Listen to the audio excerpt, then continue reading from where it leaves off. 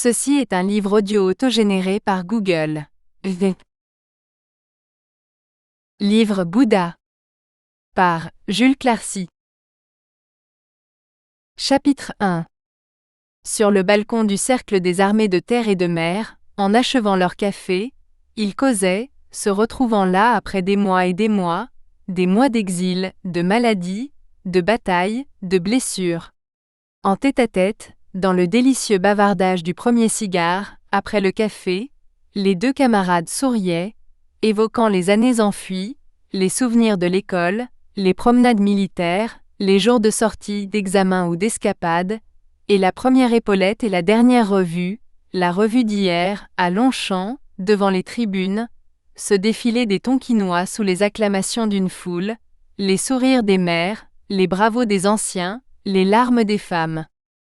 Tous deux décorés de la Légion d'honneur, l'un des deux amis, la taille fine serrée dans la redingote bourgeoise, regardait sur la tunique bleue de ciel des officiers de Turcot que portait son camarade, la médaille d'argent qui pendait au bout du large ruban semé de vert clair et de jaune, avec ses noms barbares représentant 2 ans de sacrifice, 2 ans d'héroïsme, Sontai, Bakhnin, Fucheu, Formose, Tuyenquan Pescador. Et tout en fumant, il se disait qu'il en avait fallu du sang de braves gens, Africains, Alsaciens, Bretons, Berrichons, petits troupiers, fantassins, fusiliers marins, chasseurs à cheval, soldats du train, et tant d'autres, pour écrire là, sur une médaille d'argent, ces 2 dates, 1883 à 1885, et les 48 lettres de ces 6 noms de victoire.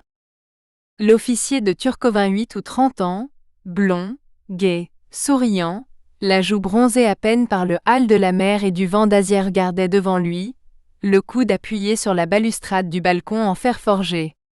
Il regardait devant lui, et se sentait heureux de vivre, humant l'air plus frais de ce soir d'août après une journée chaude.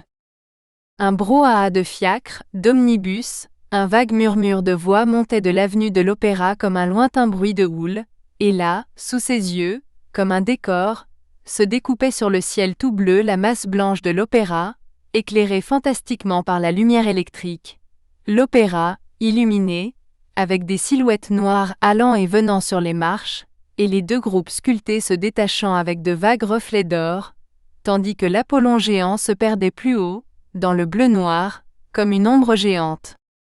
Et c'était une féerie pour l'exilé, retour d'Asie, de respirer cette atmosphère de Paris, cet air, ce bruit, cette poussière de Paris.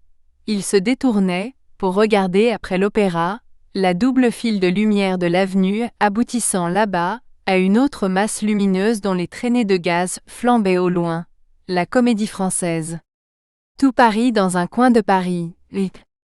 Le boulevard de pas, là sous son regard, et des passants, et des voitures, dont les lanternes filaient comme des lucioles, et des femmes en toilette claire, et la griserie d'un soir d'été, avec la caresse molle d'une chaleur qui tombe et le sourd murmure indistinct de la foule, ce murmure fait de causeries, de rires, de propos envolés, perdus comme cette fumée de cigare.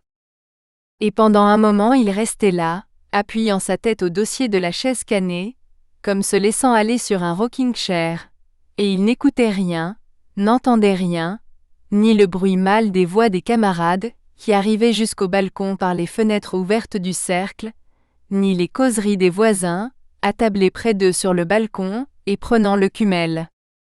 Alors, dit brusquement le jeune homme en habit bourgeois, il te plaît toujours, ce diable de Paris ? S'il me plaît ? Et le Turcot leva la main avec une sorte de respect passionné, un geste de vénération ardente, comme s'il se fût agi d'une femme. C'est-à-dire que je le trouve plus adorable que jamais.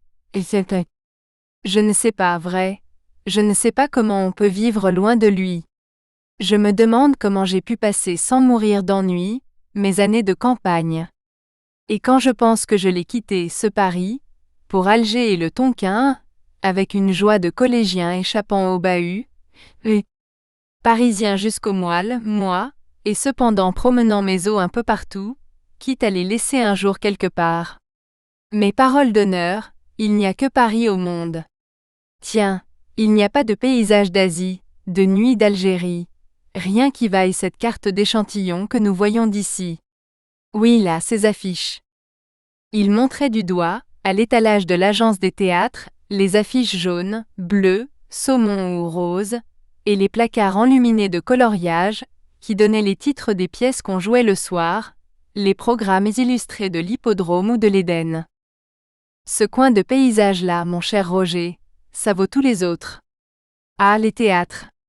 Quand on a été voir jouer, sur le théâtre d'Alger, la favorite ou la mascotte, par de vénérables personnes qui on pourrait distribuer la Guanyumara des burgraves, et qu'on a essayé d'avaler les drames chinois, que les acteurs duets dévident pendant des jours et des jours, comme un rouleau sans fin, les drames en 3 soirées du Père Dumas, sont des levées de rideau côté de ça, quand on a été sevré des acteurs de Paris, si tu savais ce que ces bouts d'affiches contiennent de promesses et d'allèchements.